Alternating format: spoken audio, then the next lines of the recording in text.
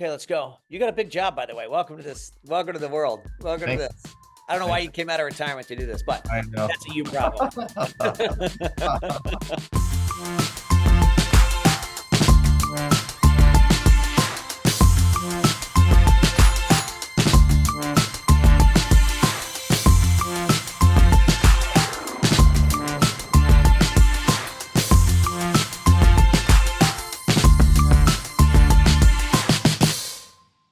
Welcome to Teague Talks. I'm your host, Teague Hunter. Today, we're sitting down with new CEO of Aimbridge, Craig Smith. We're going to find out why, after retiring from his 35-year career at Marriott, he decided to come run the world's largest management company. We'll find out about his leadership strategies, about how he got into this business, and about his visions for Aimbridge. Craig Smith, thank you for joining me today. This is going to be a lot of fun. My pleasure. So I obviously want to get into Aimbridge and how you're going to fix everything and make it the new most amazing management company on the planet. But I want to know why you're crazy enough to come out of retirement to do this. But before we do that, I got to know who you are. So give me 30 seconds on Aimbridge and why you did this, and then let's dive into who Craig Smith is and how he got into this joyous world that we're living in.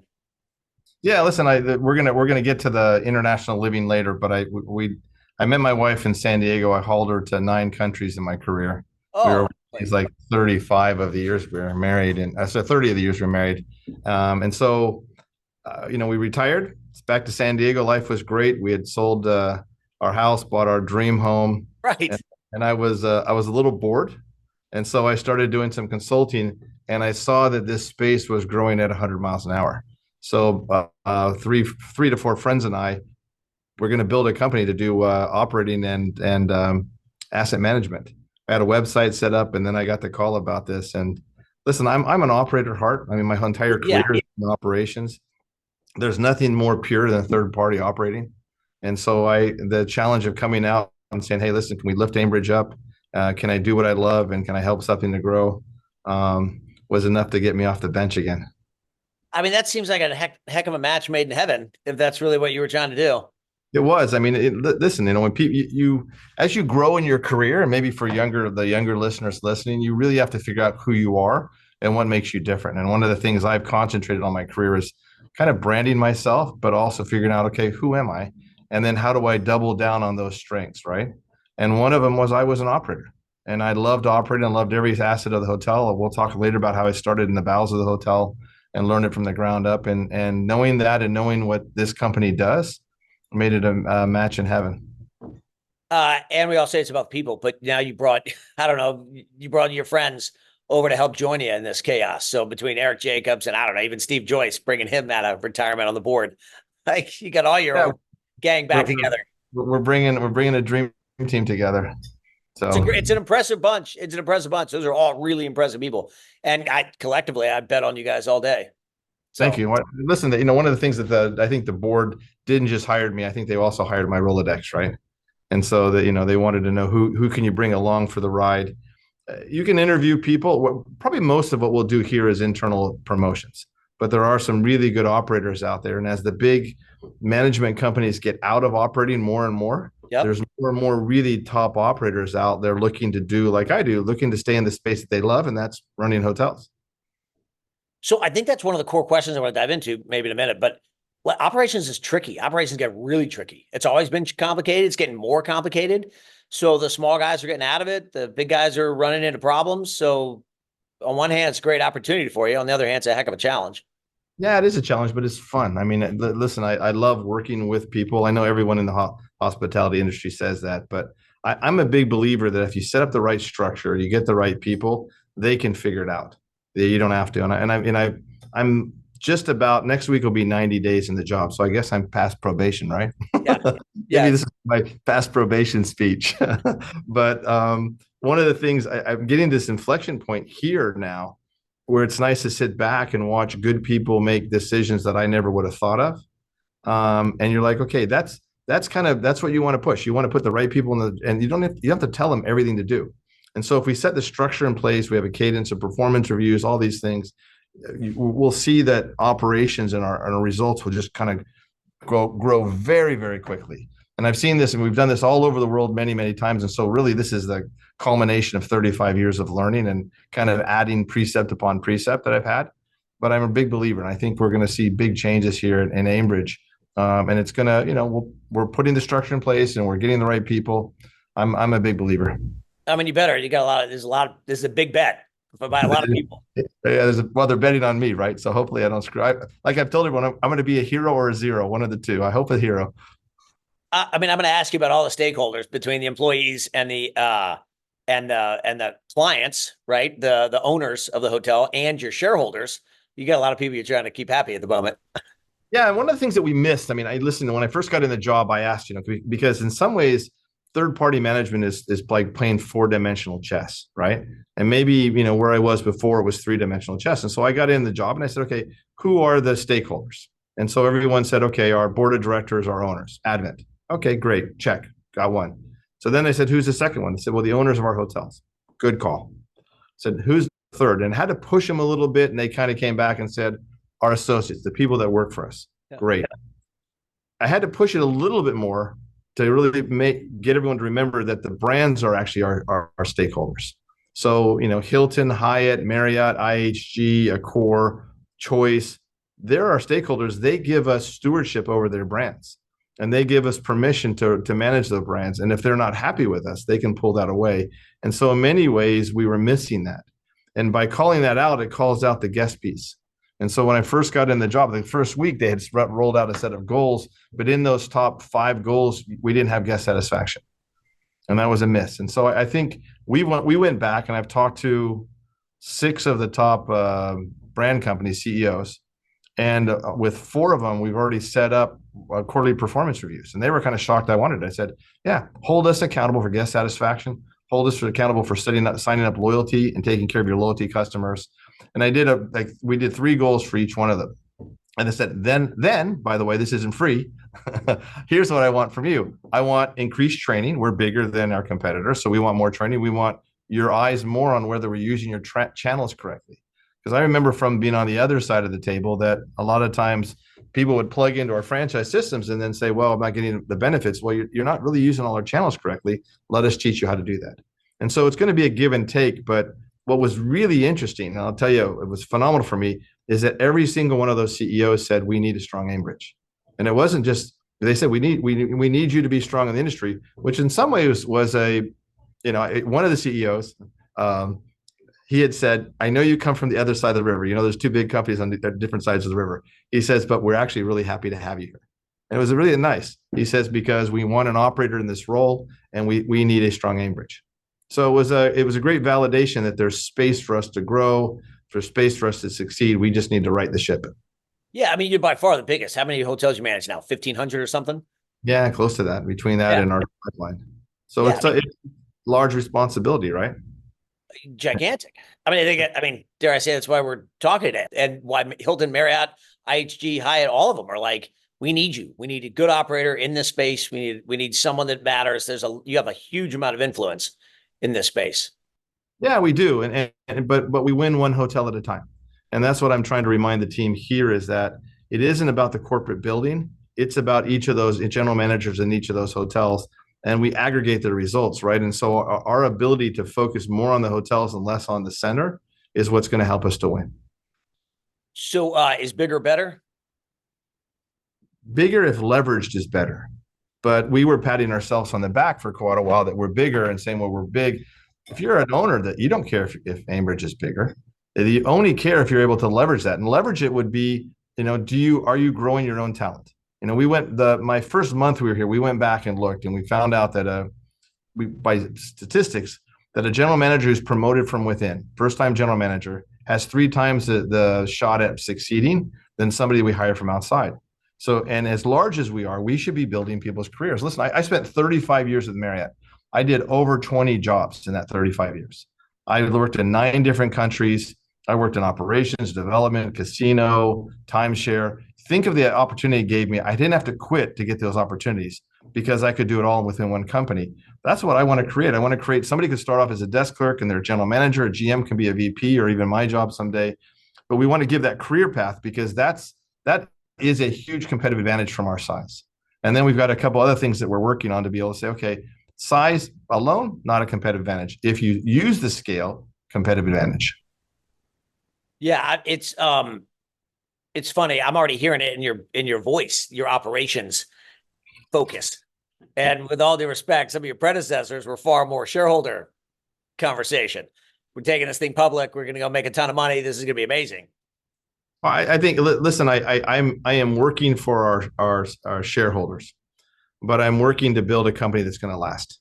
And I think the two actually go hand in hand. And I think that if you one is lead indicator, right? If the hotels are really performing well, the more people want to sign up with us. We make more money. Our shareholders are happy. It's just kind of the chicken and the egg, and where we focus first. But you're right. I'm an operator, and you'll hear it in everything that I say and do. I can hear it. I can hear it. Okay, I'm now going to make you back up. I want to know how you became an operator. So I need to know. Give me the life of Craig Smith. How did he get into this Craig Smith industry? was like complicated. I was a gypsy kid, right? I mean, That's what I love. my dad became a diplomat about right when I was born, the U.S. diplomat, and then later he was a career diplomat. So later became an ambassador. So we started off, but I was 2 months old. So I was born in the Washington D.C. area in Alexandria, Virginia, and I was 2 months old, and we moved to Tijuana. Oh, believe it or not, no one believes me. Like I don't believe it. I still don't believe it. Go across. Yeah, so he was he worked at the consulate there. He was he was a junior diplomat. We lived there for 2 years. We lived in Ecuador for a couple of years. Moved back to Washington D.C. for a year. We moved to Austin for a year where he got his second master's and taught. We moved to Venezuela, and then we moved back to 9 months of him learning Hungarian in D.C. And then we moved to Eastern Europe back in the Cold War days. And so, we lived there. When we moved there, they told us ahead of time. I was like 10 years old when I first got there. Your house is bugged. You've got watch teams from the KGB and the AVO following your dad everywhere. It was cool as a kid. I'm telling you, no one's going to rob your house, right? So I grew up, and I grew up in, we lived in Hungary. I loved it. Played soccer, with, on a lot across the street with these adults. And then I came back to the United States for high school. So we moved back to the U.S. And just outside of DC, I went to high school there. And it was really strange because I was like the foreign kid. I had an American face and accent and passport, but I didn't know anything about baseball, and I didn't know anything about the TV shows because I'd been overseas for so long. So it was a little bit of a culture shock when we first moved back. And then back from to there, the United States. Back to the United States. And it's funny because it happened to my youngest son. Same thing happened. So anyway, so that went off to university. My dad was a big believer and everyone had to pay their own way. And that lasted one child, me, basically. And so I was working in, my uncle owned a few small hotels in the area of the university. And so I was working there and found out I loved this. And I just fell in love with it. And then I eventually went to work at that what seemed like a big hotel. It was a Trust House Forte, THF hotel in downtown Provo, Utah, that today is a Marriott, but it wasn't a Marriott when I was there. And I worked there, and then I got out, and I had decided I loved it. I was going to get a master's in hotel administration. So I went home to visit my mother, and she said, "Hey, this, Marriott, who we had friends of the family that worked in Marriott." She said they just won this award for best employer. And so I said, I'll go talk to him. So I went I just walked in the corporate office. This is how stupid I was. I walked in the corporate office and said, "Can I just talk to somebody? Because I want to know what I should emphasize in my master's degree." So this guy comes out, and the next thing you know, it sounded like he was interviewing me. So then he runs out, gets another guy. He comes back and he interviews me, and they offer me a job. And I like, no, I want to get a master's. And I said, "Listen, you've already got 3 to 4 years of experience. You were a supervisor. I'd worked night audit, front desk." And so they said, "We'll hire you." So they offered to hire me in the front office. And I took they had a kind of a chart on how you grow through your career. And in those days, if you're in rooms, you had to do both sides of the rooms. If you're in food and beverage, you had to do 2 of the 3 areas. And so I looked at it and I'm like, well, I've already worked in the front office. So I went back the next day and said, "Hey, listen, I want to start in housekeeping." The guy almost fell out of his chair because no one asked for that, right? Right. And I said, and I was very proud of myself. I'm going to learn it from the ground up. Went back, told my mom. My mom's like, "What?" So, I mean, listen, the first week I was like, "What did I do?" So they sent me to train in La Jolla, California for a few months. And then they sent me to Newport Beach. And the first week I was there, we had to sit down. The housekeepers refused to work. And it was probably one of the best things that ever happened to me, because I learned that it didn't matter if I had a great suit, a great degree from college and everything else. I had to lead the people, and they knew more about their job than I did. And so it really forced me, I always talk about the 2 hands with young leaders that I work with. One hand is skill. You learn your skills, if you're in accounting or marketing, and this is very important. But leadership is also a skill that's learned. And I was very, very fortunate to have to learn how to manage, discipline, motivate all, 60 housekeepers plus the laundry staff, plus the recreation staff, as a young kid right out of school. And so you learned all these basics of leadership at a very young age. And then I did that. I worked in the front office, and then they found out that I had worked overseas, and I lived overseas. And they're like, "Wow, this is an American who might speak another language. Wow, this is this is unicorn." And so we had a fledgling international division that was maybe a dozen hotels, and I got sent off to Latin America, and we grew from maybe 3 or 4 hotels to 35 while I was there. And that doesn't sound like a lot, but if you think of, that's percentage wise, it's huge. So I used to say, listen, even the idiots were getting promoted, right? I mean, you just had to be a warm body. And so if you did, and so, you were just promoting and moving around. And I became a general manager in different countries. I was in Cancun, Mexico City, El Salvador. We lived in the Virgin Islands for 6 months. We were in Dominican Republic. We went to Brazil and then Peru. And I was putting my hand up asking, could I have these different experiences? So I wanted to have a hotel with a casino so I could learn it. I wanted a resort. I wanted a luxury. And I kept doing this because I realized at a young age that your career isn't just vertical, but if I did these lateral moves, it would make me stronger for the long term. And I had an uncle who actually gave me advice and said, build a career plan, write out a career plan, write out where you want to be in the future, tell your boss about it. Which sometimes those weren't great conversations because they're like, wow, this is a cocky kid coming but he said, listen, it puts it in your boss's mind, but then your boss will also tell you what you need to do to get there. It was great advice. So I would go and say, here's what I want to be in the future. What do I need to do to get there? And you get straight talk. Here's what, do this, this, and this. And so I went back to school for a couple master's degrees while I was working. I did cross training. And then eventually I wanted to go to Asia. So my father in his career had been in the beginning of his career, he was in Latin America, and he was worried about being pigeonholed as just a Latin American diplomat. And that's why he went to Eastern Europe and then spent most of the rest of his career in Europe. And I remember thinking about that, thinking, I've lived in Europe as a kid. I've worked in Latin America, the US, Caribbean, but gosh, Asia is exploding. And we had lived in California, and I remember watching these surfers. And sorry, this is a little bit of a long story, but great. Keep going. Surfers, when you're out on the water, I'm a terrible surfer. My kid, 3 of my kids are pretty decent now, but I'm a terrible surfer. But you're sitting out there and you're watching these waves come in, but you're watching these little lumps coming in from far away, and you've got to make a bet on which one's going to be a big wave. You've got to paddle out in front. If you're too far in front of you, you miss it. If you're don't paddle fast enough, it goes right underneath you. And it was the same thing career-wise. I had been lucky. I went to Latin America with this tremendous growth. And I saw this tremendous growth in Asia, and I thought, wow, I want to be in Asia. So I went to the powers that would be in Marriott and said, I want to go to Asia. And they said, no, you speak Spanish and Portuguese. We can't let you out of the region. So then I went back and I kind of threw a tantrum. I actually took my fifth general manager role, was the smallest hotel I'd ever managed. I took a pay cut just to get my foot in the door. Went to Phuket, Thailand, worked there doing their tsunami, which will probably be that's a different whole other story for you someday. And then after that, they said, well, this kid really does know how to work in developing countries. And I got lifted up to become an area VP over 25 hotels. So I ran South Asia and Southeast Asia in those days. And then they started, I think somebody had their eye on me because they started moving me quickly. They gave me a different territory, moved me into development for a short time. I became COO of Asia. They brought me back to Latin America as president, and then back to Asia again as president. And then I finished my career as group president, and I ran 2,400 hotels all outside the U.S. and Canada. And the interesting part was, you probably know Liam from Marriott. So Liam's this Irish guy who's running the United States, and Craig's an American guy who's running international. Everyone's like, this doesn't make sense. Except that Liam's the guy that has spent, he's lived 35 years in the U.S., watches American football. And Craig's the guy that's lived most of his life overseas and watches the English Premier League. So when you get past it, you're like, yeah, I guess it does make sense. I've lived in 13 countries now. And so you're like, okay, maybe it makes sense now, but we got to get past the accents because and that was a great job. I mean, Liam was a great counterpart. We actually moved back to the Washington, D.C. area, which was nice because my parents were there.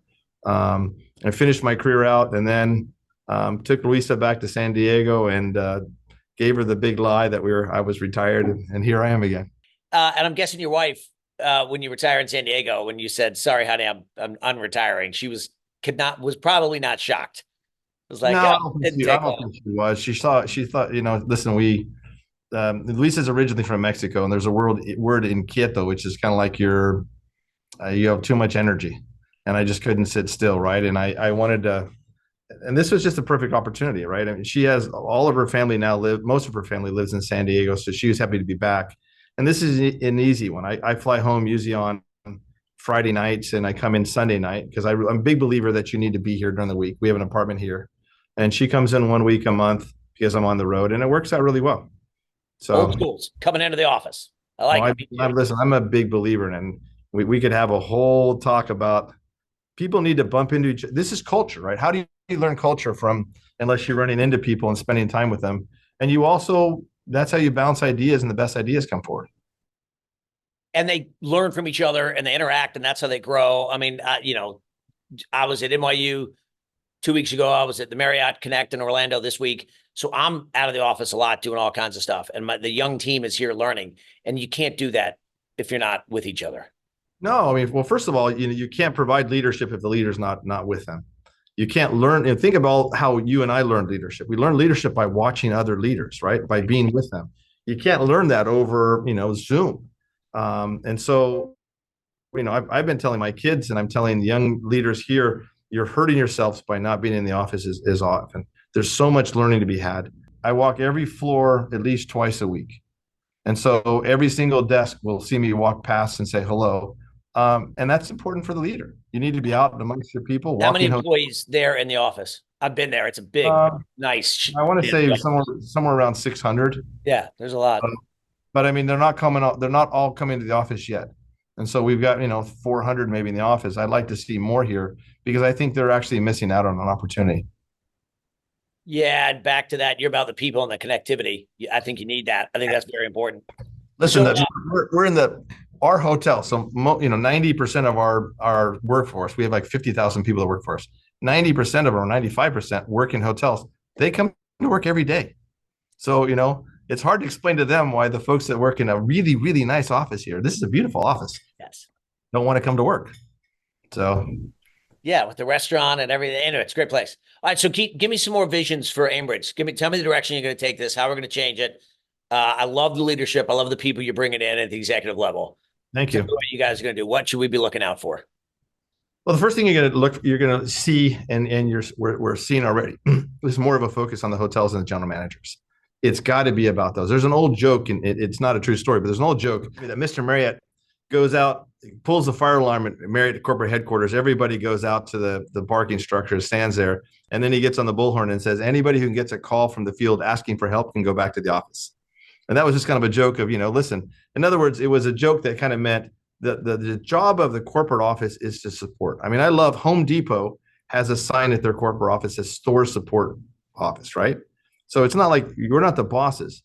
Yeah. You're there to provide the support. And so we're changing that dynamic and reminding everybody about every single hotel and every general manager because we're only as good as each GM.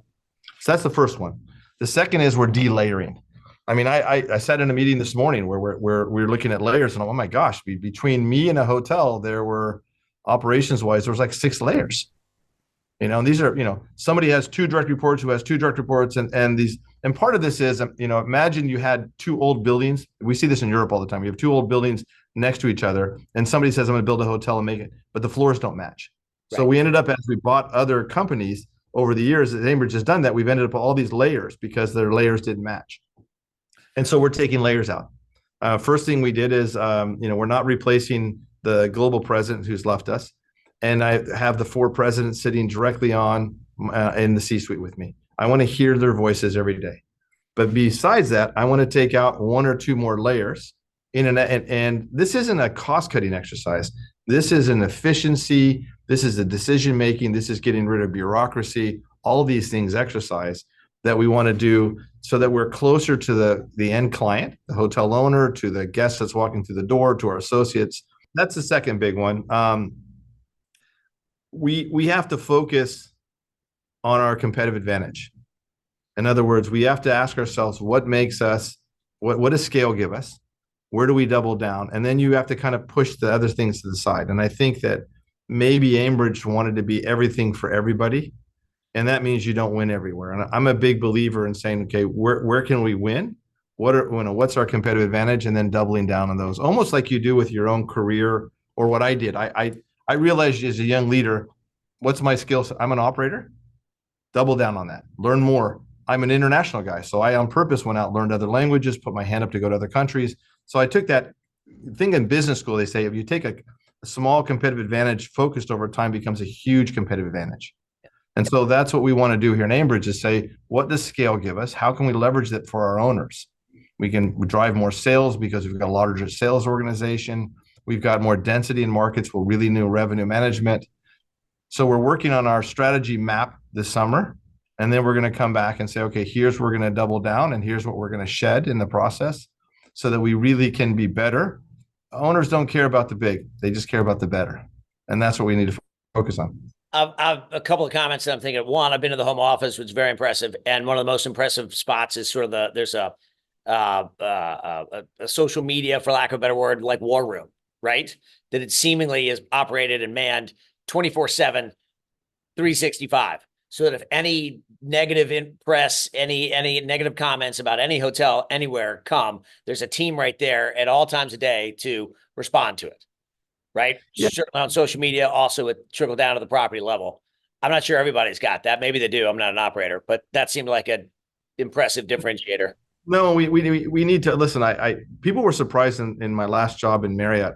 I would get emails and they were always surprised that I answered.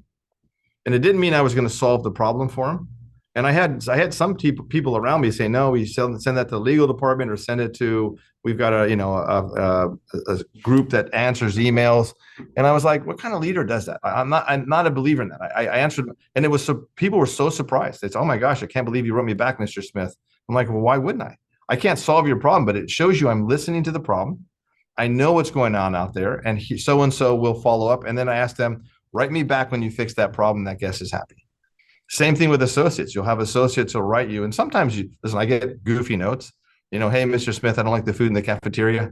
You're like, okay, really? You're really writing me about this? But you're like, it's important to them. Thank you for letting me know. I'll let your boss know. COVID became a great excuse for poor service. Yeah. And I don't know if you remember during COVID, you'd have a delivery that was 6 days late and they'd say, oh, it's COVID. I'm like, it has nothing to do with COVID. You just delivered it late.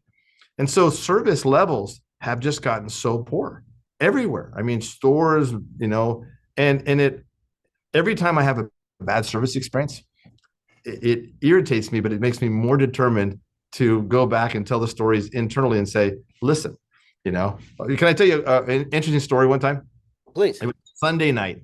I was sitting at the table in Hong Kong doing emails, and an email popped in, bloom, and it was a guest complaining. I think they were in Tianjin, China. And they said, I checked in, I had a bad check-in experience. I got sent to my room. The toilet doesn't work. I've called down. I can't talk to a manager. And so I wrote them back and said, let me get on right away. So I called the hotel, said, can I speak to the duty manager? Well, who is this? Mr. Smith. They didn't know who's Mr. Smith. I said, I'm your president. Sorry. So they looked around, they found the person. I said, I found the guy in charge for the evening. I said, you need to solve this right away. But what was more of an object lesson for my team was I said, listen, if I'm the president and I'm answering a guest, don't you think the vice president, the senior VP, the general manager should have fixed this on their own? And so you set it by example, right? Mr. Marriott always checked up on us and made sure that his people were happy. So you knew by example that you were to take care of your teams also. And so I think we need to get back to teaching hotels, no, it's not acceptable to tell to somebody, hey, I'm sorry, your water doesn't work. We'll get to it tomorrow. Or these are big deals. I know you want people and guests, sometimes they want you to feel the pain. They want you to feel, okay, it's not, they're not yelling because maybe they're mad, but a lot of times it's just, they want you to feel what they're feeling. I'm frustrated. I've been in my room. The air condition doesn't work. It's hot as Hades here. And you want to, and apologize. I mean, the number of times that apology, you often just say, I'm sorry. And they're like, oh, thank you. I've talked to 5 people and no one's apologized. We were, I was just in New York and I actually doing one of these things, and the gas to the hotel had been shut off by the city. It's New York. And there was a guest that didn't care the explanation. what he knew is a 5.5-star hotel, and he couldn't have a hot shower. Yeah. And didn't matter.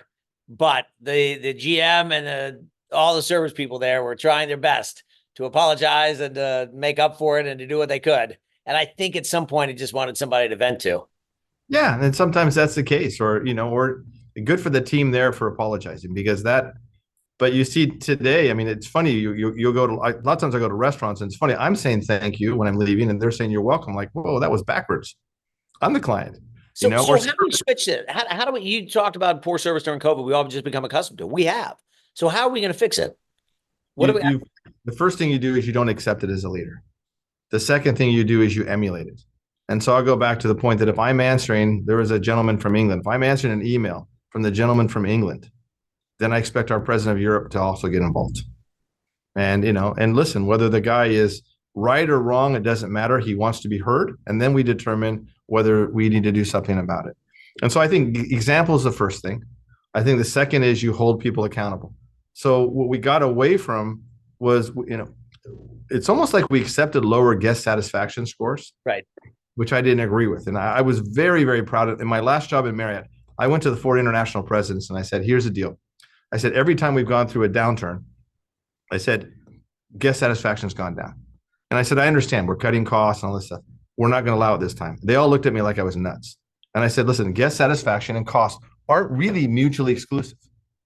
And so they had a hard time with me. I set a goal that was higher. Those 4 presidents, bless their hearts, during COVID raised guest satisfaction in their regions by 2 points. So instead of the normal 5-point drop, they raised it by 2 points because we didn't allow people not to focus on it. And so I think it's mostly accountability. I don't blame the hourly staff. I blame the leaders for taking their eye off the ball. People, whatever you focus on, people will focus on also. But if the leader's not, if they talk about guest satisfaction, but they only talk about bottom line, then no one cares about guest satisfaction. We have a cadence of performance reviews. In other words, each level, has a scorecard. They review the scorecard each month, and then we kind of go up through the scales, and that's how the best questions get asked. And that's also we're starting to implement it now here. I've done it in all the other jobs I've done before, and I've had now the wisdom of 35 years of learning. But the truth of the matter is, when I sit on one side of the table, and let's say our president of North America Full Service sits on the other side with his team, and he says, and I say, okay, why is your market share down? Well, our market share is down because group's down. Well, now sitting on my side of the table is our head of commercial. What are you doing about that to help them? So now all of a sudden you're lining up the corporate resources with the field, which is we in a perfect world, it would work perfectly. But a lot of times the corporate team is off doing something, the field team saying, well, we really don't need that. And so you need those conversations to happen. And these aren't punitive meetings. This is to sit down and say, okay, where are you doing well? Where could you do better? What are we doing in the future? And you need those conversations once a month to really look under the rug on your performance and say, how are we doing in guest satisfaction? How are we doing in market share? How are we doing in profit? How are we doing in associate satisfaction? And if you look at those 4, because those 4 are 4 legs of a table. So I'm going to preach to you what I teach all my managers. Think of a table with 4 legs. Not I can grow any of those. I can go into any hotel tomorrow and have higher guest satisfaction. Spend a lot of money, right? I can go in any hotel and have more sales. Hire 10 times the number of sales leaders and spend millions of dollars on advertising. The 4 legs, profit, sales, guest satisfaction, associate satisfaction. The nirvana of a great GM is lifting those 4 legs up at the same time. Because if you lift one of those legs up, the table will tip over. So if you only focus on profit, eventually the hotel won't be successful. If you only focus on guest satisfaction, eventually you won't be successful. And so we teach the general managers every month, great, I'm really happy you did well here, but are you balanced? Are you lifting those all up? And you have competing, listen, you may have an owner screaming, I want more profit. You may have a brand company saying, I want more guest satisfaction. So they have 4 voices screaming at it the same time. You're like, ignore that, lift it up at the same time. Now, in some hotels, you may focus more on guest satisfaction, another one more on profit, another one more on sales. Just depends on what they need. But that long-term success comes from balanced growth. And that's what we want to do in Aimbridge. You're making a lot of sense right now, Craig Smith. You're making a lot of sense. So I'm an old guy. I mean, I got a lot of time to learn this stuff. It's paying off. It's showing. All right. So I'm going to question. I'm thinking of who your real client, the owners, who the perfect sort of owner is for Aimbridge. My perspective, I get that Blackstone is a quote, Aimbridge is a perfect management company for Blackstone. Here's my point. Blackstone own 100, 500, 1,000 hotels. I could give it to one company. Here you go, manage this. And I got one person that I can call and yell at when I need to, right? I can lean in. Oh, by the way, you guys are great at reporting. Blackstone, get my reports immediately so that I can tell my bosses how we're doing. I get immediate reports at my fingertips 24 hours a day. So that is where I think one of your strengths are, which I think you do really well. My question, trick question, is how do you handle that one-off owner guy who only has one hotel or 5 hotels and is calling Aimbridge and wants to feel special and wants to feel important when you're managing so many assets? There you go. Depends on the size of the hotel, right? Because, listen, I am swimming in this right now where every single owner, even if they own one asset, says, well, I haven't, it's been 90 days. I haven't seen Craig. I'm like, okay, well, right. I can't see all of you, right? I've seen most of our big owners. I'm flying around. I can't. The answer to a lot of them sometimes is that, listen, this is why you have a regional vice president. Their job is to manage your portfolio. When I come through, I mean, I'm not going to change a lot for that one hotel. But if I'm in the market, yeah, I'd be happy to meet you. And so we kind of have to tier it. So what we did is we went back, and this is a great question. We went back in my first 2 months. Actually, we just finished this.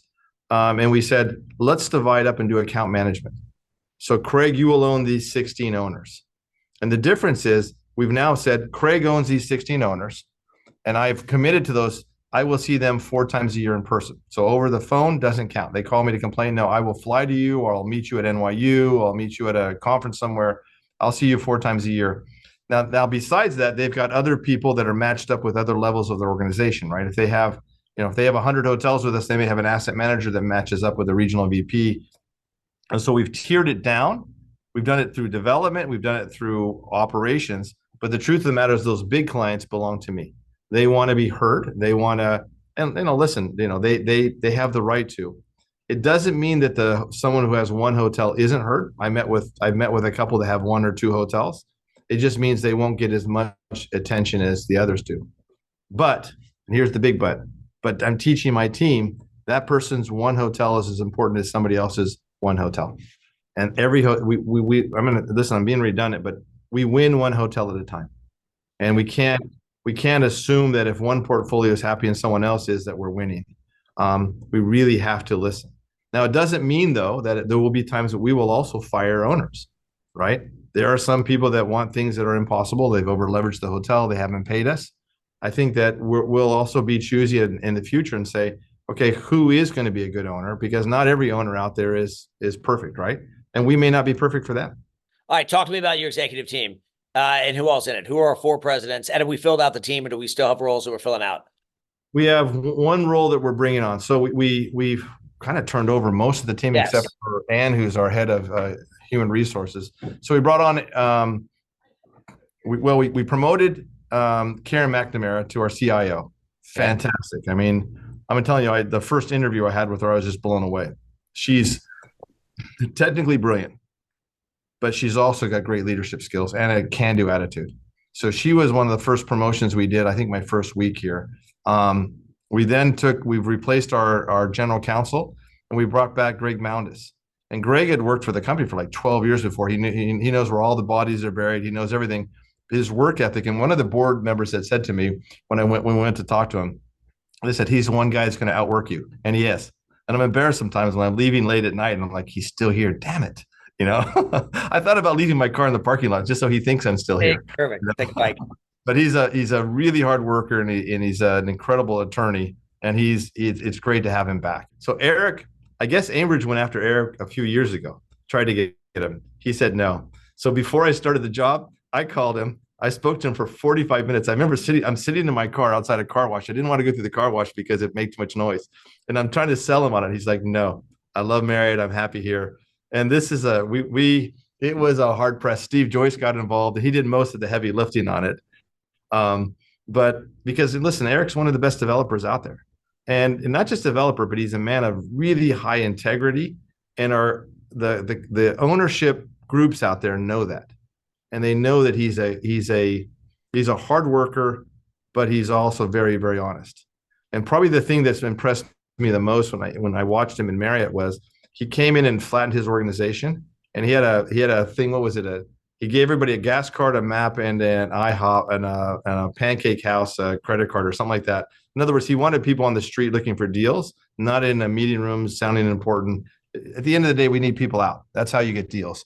And Eric's that guy. So that was a huge win for us. I just saw him at NYU. I just saw him at NYU, and you could hear it in his voice and see it on his face. He's pretty pumped.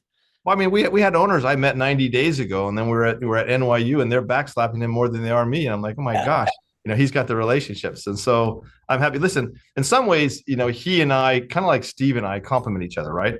I have more relationships overseas, and I'm an operator. Eric's a developer, and he has relationships in the United States, and so you want that complement to kind of work between the two of us. We have a new CFO coming in about maybe 3 weeks. Okay. With Davenport, and it's taken us a long time to find him. We wanted somebody that knew our business, has worked in franchising, has worked with PE firms as owners. We wanted somebody in a growth industry. But the second piece of it, probably the most important for me, is I wanted somebody that really was people focused. I mean, this isn't a short term. We want to build a company that's going to last for a long time, way past us. And so I'm excited to get him on board. Yeah, we're moving. We're moving very quickly. Now you got a great team. All right, so give me the future. Give the future for Aimbridge. Okay, maybe for the industry, but where is Aimbridge going to be in 3-5 years from now? Oh, growth, a selected growth. I think we need to do good deals. We want to find partners that want to be partners that we can deliver for, but partners also that don't want to. There's a lot of churn in this business. This is the one that's interesting for me. And I remember Arnie Sorensen gave me a hard time because I think we had like 3% deletions. And he's like, we need to get down to 1.5. And I was like, oh my gosh, and in the third party management, the churn is huge. But that's hard. Yes. Think about it. You telling a general manager to go somewhere and then having an owner decide I want to go with I'm going to manage it myself or another third party manager. That's tough on families and tough on your teams. And I think we need to try to get that down by being more selective as we grow. We're going to grow. Listen, there's a lot of room to grow in the United States. And I think once we get the ship settled, people are going to want to grow with us. Internationally, it's a new world. I mean, franchising's just starting overseas. There's hardly anybody. We're getting a lot of phone calls all over. And then now it's just about us getting our team set up to kind of take advantage of it. And those contracts are usually a little longer than they are in the United States because they're not used to this need to sell a hotel so quickly. So it's bright. I think that's where your size is going to help you. We ask where is that. I think that's where you can do stuff that candidly nobody else can. Yeah, we think so. I think we want to use it correctly. What I guess I'm going back to the original point. When I first got here, everybody kept talking about how great we are because we're big. And I'm like, it doesn't matter unless you use it. You've got to leverage that size, right? And then you start asking those questions. And so we've got a lot of smart people here. It's just a matter of pointing them in the right direction. And we're already seeing numbers. Listen, our market share is up. Market share is up 1.6 points.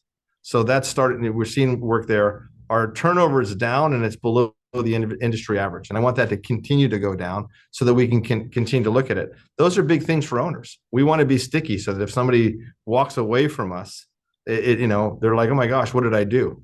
And I think to do that, you've got to work really hard and believe in people. Well, you're doing a great job, and I'm believing in you right now, and I mean that. Give me your thoughts on the economy and the future of the industry, where we headed the next 6-12 months. Well, I think of it as I'm bullish about the industry, and this is something I've been telling people for a while. One, baby boomers are retiring and taking more vacation than they ever have, right? Yep. They've got disposable income. Great thing for our industry. Number two, millennials, my kids' age, are taking more vacation than I did at their age. And a lot of it I'm paying for, right? So, but that's fine. They're taking more vacation. You put those two together. And then the third point is, for the first time in history, I think it was like 5 years ago, the purchase of experiences outstripped the purchase of goods. Yeah. And so the not just the younger generation, but my generation also are saying, listen, I don't need to buy a new watch. I'd rather have a vacation somewhere. You add those three together and you see this curve up. My belief is now it's going to go up and down. Like we're a cyclical industry. I get it. But I think overall, hospitality's got great growth going forward. Within the hospitality space, you have the third party management space. So let's call us a sub industry. our sub-industry is actually growing faster than the industry. And the reason for that is because the large management companies are getting out of management business. Yeah. Right. All the big companies, and a lot of them sort of did in the United States, but now they're moving that way. And sorry, here's my elevator speech on the why. When I was a little kid, a hotel company owned the brand, owned the brand, and did everything top to bottom, managed it, right? We got to this inflection point about 30 years ago where it split into two pieces, became more specialized. You had hotel owners and you had, the operators and the brand companies. And it was an important difference because everybody could specialize even more. You're now getting to a point where there's a third larger specialization that's in the middle because the brand companies are saying, we want to focus on brands, we want to focus on our loyalty programs, and we want to focus on channels, which are very expensive. Yeah. And if we focus on those, it's more profitable for us. And so because of that, they're getting out of the management space, leaving this huge hole in the middle where, guys like Craig are coming out of retirement saying, that's that big wave I talked about that you see coming in. And I want to ride that wave, and I want to ride it with Aimbridge so that we can be successful. You add all those together, the future is very, very bright. Yeah, I'm going to pick on the last point. We started by saying that operations are getting complicated, right? Obviously, COVID really complicated, but we're seeing from all sides that operations are getting complicated. You're talking about the brand management. I totally agree with that. Also, the individual operator doesn't want to operate anymore. It's getting hard. It just is. Whether the layoffs they had to do through COVID, or now they're developing really nice, rooftop outlets and 7 F&Bs, and they're like, this is more complicated. This is not my father's hotel anymore. I need to turn this over to professional management. Or I don't want to manage my 30 hotels anymore because it frees my time up to go be a developer. We're seeing that. And there's somebody that can do it better who's done it for a long time. It was weird because I had a couple of my mentors had coached me about 10 years ago. And they said, well, don't call yourself an operator anymore, because it wasn't as sexy to be an operator. It was more sexy to be, you're a strategist or and I had somebody else who came to me that said, hey, very, very bright kid, very wealthy family now. And they said, listen, there's plenty of people that can raise capital today. What we don't have enough of today is operators. And so all of a sudden we're making this head round where all these kids are graduating from school, and they're graduating from top schools, but they don't want to go into operations. They want to go work for feasibility, development. They want to be on the sexy jobs. There's not enough operators. And I'm like, I'm happy. I'm happy for that because it makes the rest of us more in demand, right? I think you're right. I mean, we're hearing it left and right. They're all calling us too. They think it's fun and sexy. I'm like, I remember when brokerage was hard. Yeah, exactly. Exactly. Craig, this is fantastic. Thank you for joining me. I love it. Thanks for everything you're doing for the industry. And I'll see you in a few weeks. My pleasure. Take care. All the best. Thanks, Craig.